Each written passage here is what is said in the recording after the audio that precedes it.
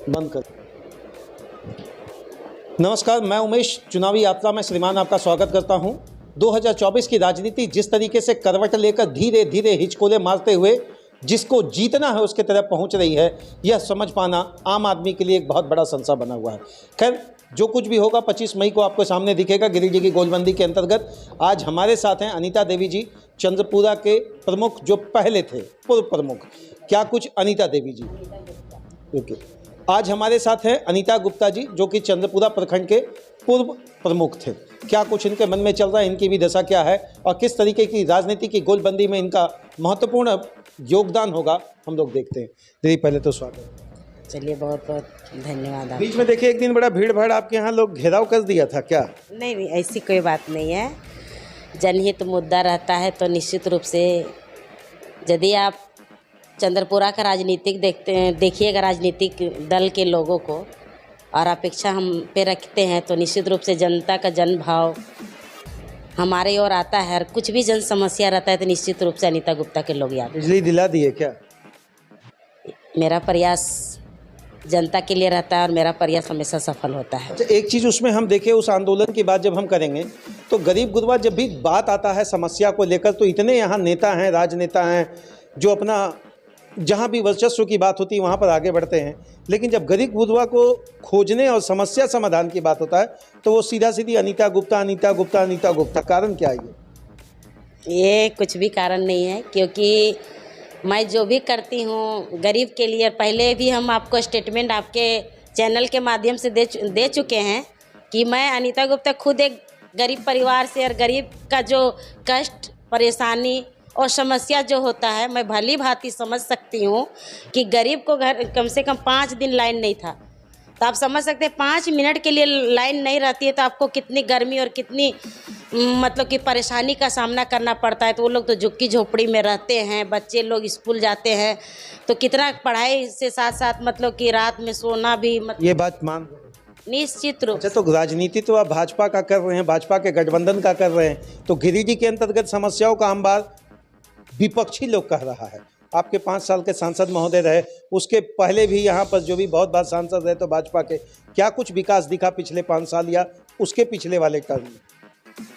अभी तो पहला नंबर कि 2 साल तो कोविड में हमारा चला गया। कम से कम जब जीवन है तो विकास निश्चित रूप से होगा। पहले तो जीवन बचाना था पूरा, जैसे हमारा देश में कोविड से लोग जूझ रहे थे, महामारी से जूझ रहे थे, और हमारे माननीय यशस्वी प्रधानमंत्री का जो आज देन है पूरे देश में, विश्व में, कि जिसे हम लोग आज जंग जीत चुके हैं कोविड से, और हम लोग फिर से पुनर्जन्म हुआ है पूरे हमारे जो बच गए देश में। अच्छा, सीपी चौधरी जी के काम को क्या कहेंगे?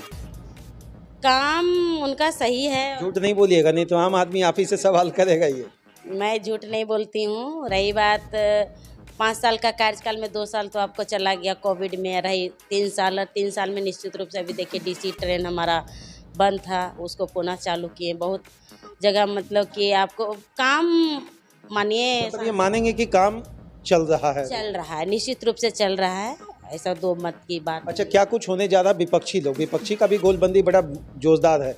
माने मथुरा प्रसाद महतो टुंडी के 3 बार के विधायक, मंत्री, एक राजनीति का जबरदस्त पकड़, अनुभवी नेता, क्या उनकी गोलबंदी के सामने माननीय सांसद महोदय का वोट खिंचाव रहेगा क्या? निश्चित रूप से रहेगा।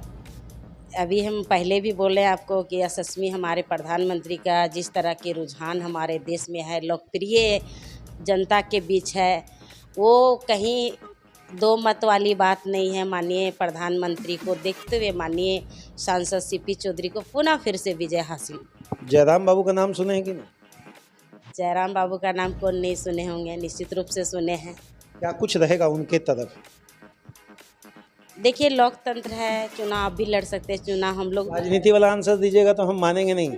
जयराम बाबू को किस तरीके से देख रही हैं अनीता गुप्ता जी, ये बताइए। क्या उनका राजनीतिक पकड़ के कारण आप लोगों को कुछ परेशानी या कोई नुकसान होने जा रहा है इस 2024 की राजनीति में? ऐसा कुछ भी नहीं है। निश्चित रूप से चुनाव पक्ष विपक्ष नहीं रहेगा तो मैदान में कैसे मज़ा आएगा, और कैसे मतलब कि चुनाव जीतने का एक उमंग और उत्साह हासिल करेंगे। इसीलिए मैदान में तो दिग्गज नेता को रहना चाहिए, ताकि हम जब चुनाव जीतें तो उसका अलग मतलब कि रुझान रहेगा। हमारे संसदीय क्षेत्र के लिए। अच्छा, आप भाजपा को समर्थन दे रहे, भाजपा के समर्थन से गठबंधन में आजसू हैं। चलिए आज एक ऐसा सवाल हम पूछें कि जयराम महतो का एक खूबी बताइए आप। जयराम महतो का खूबी अभी 1932 को लेकर के लड़ाई पूरे झारखंड में लड़ रहे हैं और इसके लिए भाई झारखंड हित के लिए ये मुद्दा तो सच कहिए तो बहुत जरूरी रहेगा। जरूरी है। मथुरा जी का एक ऐसा स्किल बताइए जो आपको लगता है वाकई काफ़ी अनुभवी नेता है। हम एक भी उनके बारे में कोई वैसा पूरे राज्य के लिए या हमारे संसदीय क्षेत्र के लिए है वैसा कुछ भी नहीं है। सीपी चौधरी जी को लेकर बोल रहे हैं लोग कि अगर आप विकास किए तो धरातल पर आइए, अगर आप बेहतर योजना लाएं तो धरातल पर आइए और आम जनता के बीच में अपनी बात को रखिए। क्या ये बात कहने में कहीं से भाजपा या आजसू के लोग गुरेज कर रहे हैं? नहीं, ऐसा कुछ भी नहीं है। विकास 3 साल का विकास निश्चित रूप से दिख रहा है। पुनः फिर से सांसद बनेंगे तो हमको पूर्ण विश्वास है कि हमारे संसदीय क्षेत्र में कुछ उद्योग प्लांट लाने का काम करेंगे। और मैं अभी कुछ दिन पहले भाजपा ज्वाइन करूँगी। निश्चित रूप से मैं एक भाजपा नेत्री होने के नाते मैं अपने इस क्षेत्र की समस्या या उद्योग प्लांट या कैसे हमारा प्लान करने के लिए जो हमारे जनता अभी भाजपा जब आप आ गए, पहले माँ माटी मानुस की बात करते थे, अब जय श्री राम वाला नारा यहाँ पर लगने लगेगा। भाजपा की बात करेंगे हम तो जय श्री राम और माँ माटी मानुस वाले में किस तरफ मन ज़्यादा खुश था? ऐसा कुछ भी नहीं है। जय श्री राम देखिए, एक आस्था जो हमारे है, आस्था और विश्वास के बिना तो सृष्टि टिका नहीं हुआ है। इसीलिए आस्था विश्वास के साथ साथ जो हम लोग माटी पुत्र माटी बेटी कहते हैं उसमें भी हम काम करते हैं। ऐसा अचानक क्या हुआ था कि गियर कट लिए और बैक गियर लगा दिया भाजपा की तरफ? देखिए, अनीता गुप्ता एक आप सर्वे कर सकते हैं चंद्रपुरा प्रखंड और भी प्रखंड में कि अनीता गुप्ता कैसी महिला है। और अनीता गुप्ता सबसे ज़्यादा विरोध चंद्रपुरा में आप ही का होता है, कारण क्या ही बताइए? काम करने वालों को विरोध होगा। आप काम नहीं कीजिए, क्या चीज़ का विरोध करेंगे आपको?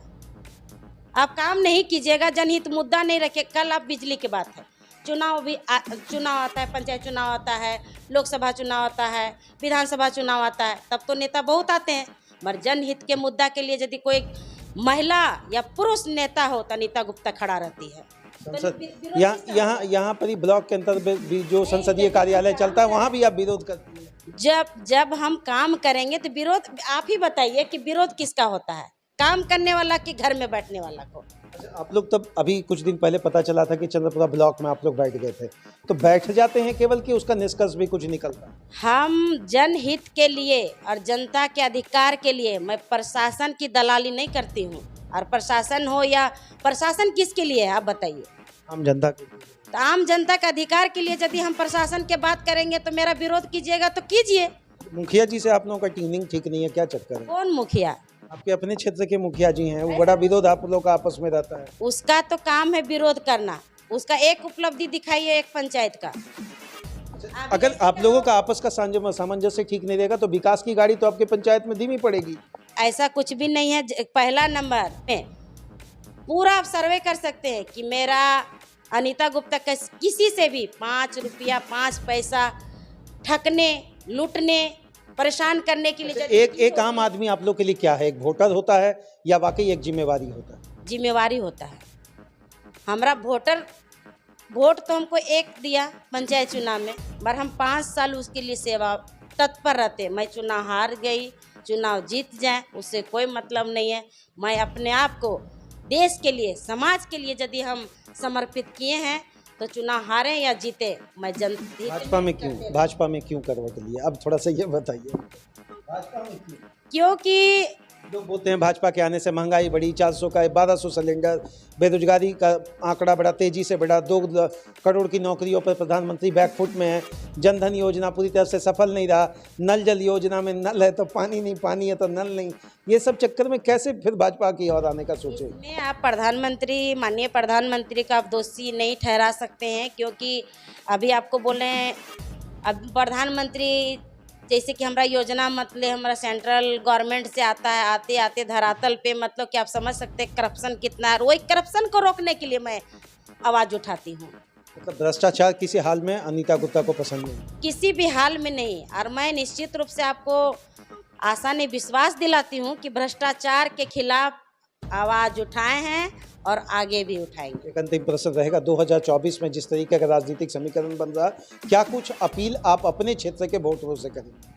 मैं आपके चैनल के माध्यम से मैं एक लोकसभा संसदीय क्षेत्र के तमाम जनता को अपील करती हूँ कि यशस्वी प्रधानमंत्री के विकास को देखते हुए, महिला स्वावलंबी को देखते हुए, महिला जैसे कि गैस अभी मिल गया। पहले धुआं, लकड़ी से खाना बनाते थे तो धुआं होता था, धुआं से महिलाओं को कितना फेफड़ा में चला जाता था, उससे कितना तरह के बीमारी होता था, महिला तरस रहता था।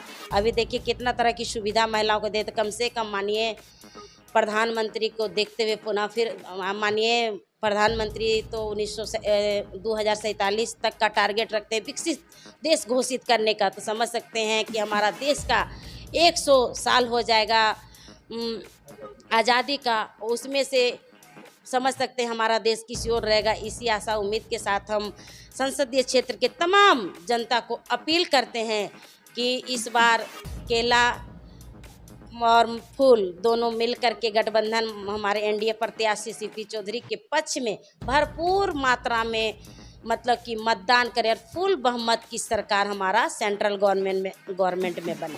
बहुत बहुत धन्यवाद दीदी, जिस तरीके से आपने बात रखा। हालांकि सवालों के घेरे में तो भाजपा का कोई भी उम्मीदवार होगा तो विपक्ष उस पर करेगा ही हमलावर, लेकिन जिस तरह की राजनीतिक समीकरण 2024 में देखने को मिला, कहीं त्रिकोणीय आसार न बन जाए। एक तरफ जयराम जी हैं, दूसरी तरफ माननीय टुंडी के विधायक मथुरा प्रसाद महतो और तीसरा 5 साल के पूर्व सांसद सीपी चौधरी। अब क्या कुछ होना है 25 तारीख को अपनी जगह है। एक और अंतिम प्रश्न रहेगा, हमारा सांसद कैसा? हमारा सांसद सीपी चौधरी जैसा हो गिरिडीह लोकसभा पक्ष में तो यही कहेंगे, लेकिन बहुत बड़ी बात है, विकास का श्रेणी हमेशा अव्वल होना चाहिए। जय हिंद, बहुत बहुत धन्यवाद। आपको भी बहुत बहुत धन्यवाद कि आप इस लायक समझे अनीता गुप्ता को हमारे आवास में हमारा स्टेटमेंट लेने के लिए। इसके लिए उमेश बाबू और आपके चैनल को बहुत बहुत धन्यवाद और आभार प्रकट करती हूँ। धन्यवाद।